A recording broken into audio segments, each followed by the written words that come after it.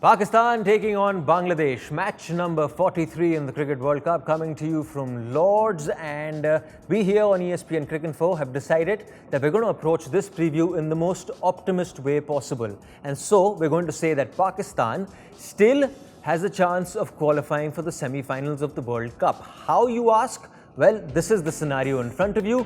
Pakistan have to bat first. That is a given. If they're put into bowl first, they have no chance of qualifying for the top four. If they bat first, score 400 and win by a margin of 316 runs. If they bat first, make 316 runs, they need to get Bangladesh all out for 0. The exact margin, of course, will change depending on scores. And the margins, as I mentioned earlier, won't work if they bat second. Now, joining us on this preview from Pakistan, Misbah-ul-Haq. Joining us from Bangladesh, Shahriar, Nafees. Gentlemen, thank you so much for joining us on the show. Misbah, you just heard me take everyone through the scenarios. Looks pretty easy for Pakistan, right?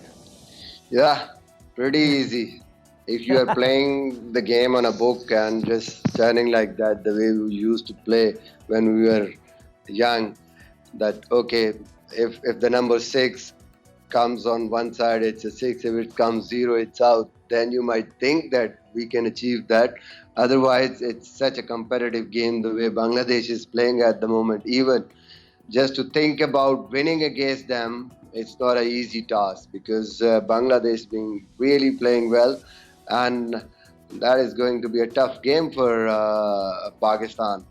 And with these scenarios, it is such a difficult task. And you might just think that at the moment Pakistan and Bangladesh are in real difficult times, especially Pakistan.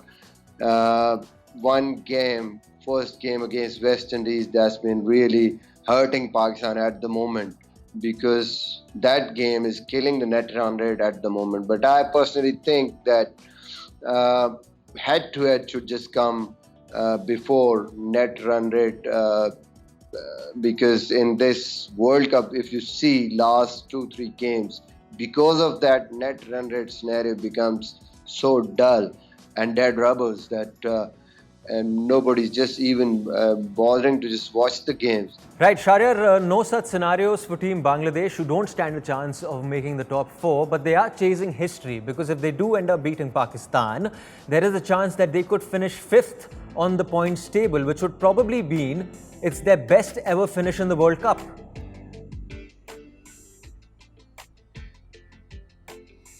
It will be an important match for Bangladesh. 3 things came to my mind. In 3 ways, this match is very much important. Number 1, Bangladesh would like to finish number 5th. That will be the best performance ever for a Bangladeshi team in World Cup. Number 2, there's a battle within the battle. Looking at this World Cup, yes, it's a World Cup, but if you look at the Asian countries, if Bangladesh can beat Pakistan, Bangladesh will be able to finish just behind India. That will be the second best team in Asia. Bangladesh has been consistent in Asia Cups, and they have finished in second position in a couple of Asia Cups. So if Bangladesh can beat Pakistan, Bangladesh will become the second best Asian team. That's one thing. Number 3, it will be personal. Shakib Al Hasan, if he manage to perform well, he can score some runs and get some wickets, then it will be very difficult for the governing council or ICC to declare other player man of the tournament, because in my eyes, he has been the player of this tournament, playing for Bangladesh, not qualifying, battling alone, scoring second best runs, taking wickets. You cannot get better than that. Right, Shahriar, given the importance of this match, then are you making any changes to your playing 11? I would like to make one change. I would like to see Mahedi Miraj playing in place of Rubel Hossain.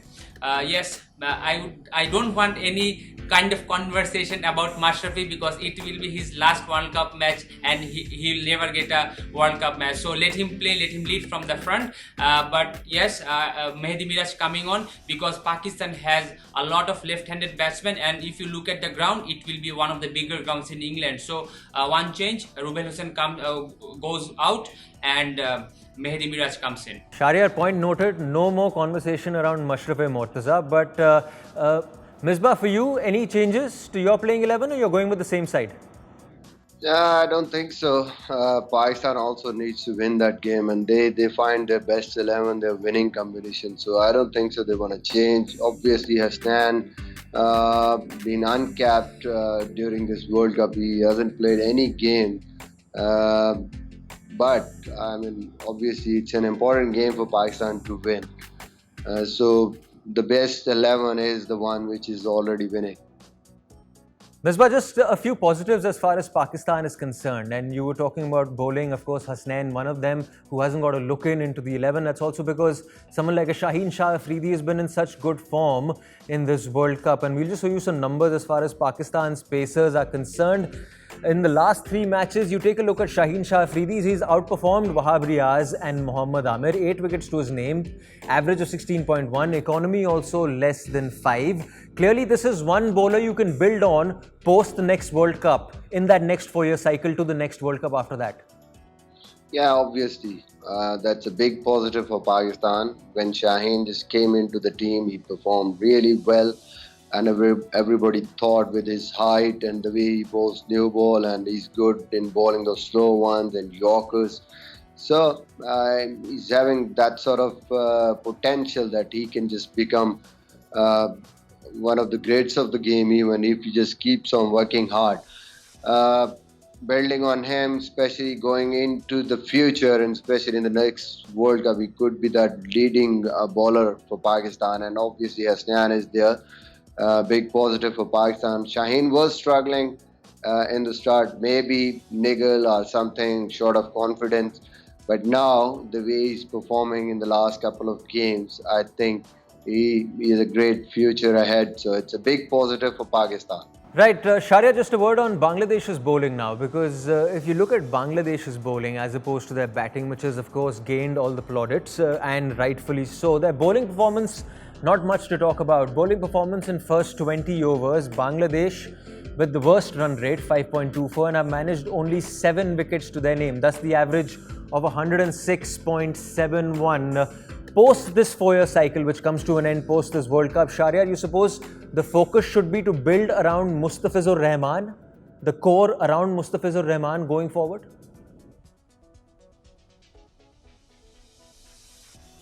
You know, after this World Cup, Bangladesh should look onto their bowling attack.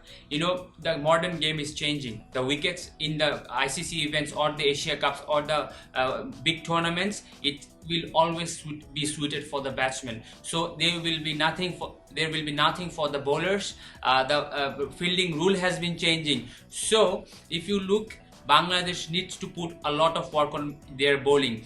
Batting wise, it has been the best World Cup for Bangladesh. They have batted really well. They have probably batted better than any other teams in this World Cup. But looking onto the next World Cup, yes, Bangladesh needs to work hard. You know, bowling, it's a natural ability, but you can get it better or get it sharper by practicing and doing a lot of skill training. So Bangladesh needs to find out proper bowlers like the fast bowlers and the spinners. Then they need to work on them so that they can improve their accuracy, they can improve their skills, they can improve their variation, everything. So Mustafees has been the best fast bowlers for Bangladesh. Saifuddin has done well. So Mashrafi will not be a part of the next World Cup surely. So Mustafees will be the main bowler for Bangladesh, and then Bangladesh needs to find out 5 to 6, 5, 7, 10, probably 12 fast bowlers like Pakistan is doing. Look at Pakistan bowling attack. There are no shortage of fast bowlers. So there should be some fast bowlers, and one place Bangladesh should need to focus on to find out some wrist spinners. You know, in this World Cup, the leg spinners has done well, and when there's no turn, no bounce, no help for the spinners, the wrist spinners can do something bit extra which help them to get wickets. So that will be the planning for Bangladesh, and I would like to see Bangladesh cricket board working on these points. Shahriar, Nafees, Misbah-ul-Haq, thank you so much for joining us as we were building up to Pakistan taking on Bangladesh in the World Cup. And as we say goodbye, Pakistan and Bangladesh have met 4 times in ODI cricket since the 2015 World Cup, and all 4 meetings have gone in favour of Bangladesh. Thank you so much for watching. Goodbye. Don't forget to like, share, subscribe and leave your comments in the comment section below. Click on the bell icon for notifications.